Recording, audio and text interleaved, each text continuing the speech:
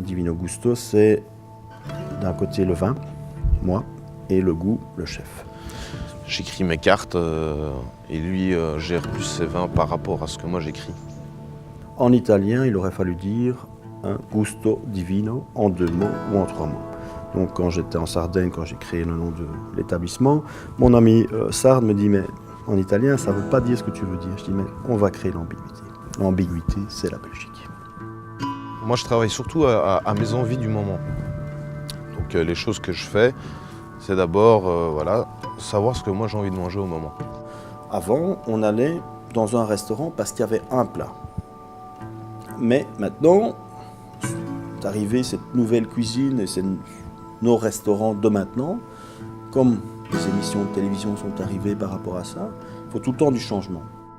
J'ai entendu un jour un grand chef d'ailleurs qui disait déjà pour être bon dans ce que tu fais, tu dois déjà reproduire ce que tu fais le mieux. Donc c'est déjà une base. Et de cette base-là, tu peux partir à gauche, à droite, parce que je pense que la cuisine, finalement, quand tu lis toutes ces recettes, tout ça, c'est infini. Quand on a ouvert le restaurant, tout le monde cherchait des tops italiens. Et donc je me dis, on ne va pas faire du top italien, on va faire de cuisine française gastronomique avec un côté fusion méditerranée, bien sûr, mais en gardant ce côté quand même gastronomique, cuisine classique française, revisitée. J'ai déjà essayé de compter à peu près par an combien de plats je crée. Je suis à peu près à plus de 100 plats.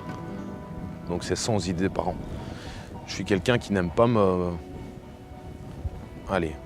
j'aime pas recommencer, reproduire ce que j'ai déjà fait. Et puis on est en place service, etc. Bon, le chef Amine, elle est là en place depuis, je pense, même pas 1 an. Et puis hop, Delta qui téléphone un vendredi. Ah ben voilà, vous êtes Delta de bronze Belgique. Et ça, c'est top. En fait, le mot associé avec Gaëtan me dérange de plus en plus. C'est un ami, en fait, c'est plus ça. J'ai un ami qui est passionné de vin et qui te déniche des vins chaque fois extraordinaires et qui m'apprend aussi au quotidien. Mais justement, hein, Bobo, je disais toujours, plus on avance dans le vin, moins on en boit. La différence entre le client et le professionnel, c'est qu'en général, le professionnel recrache les vins et le client les boit. C'est simple.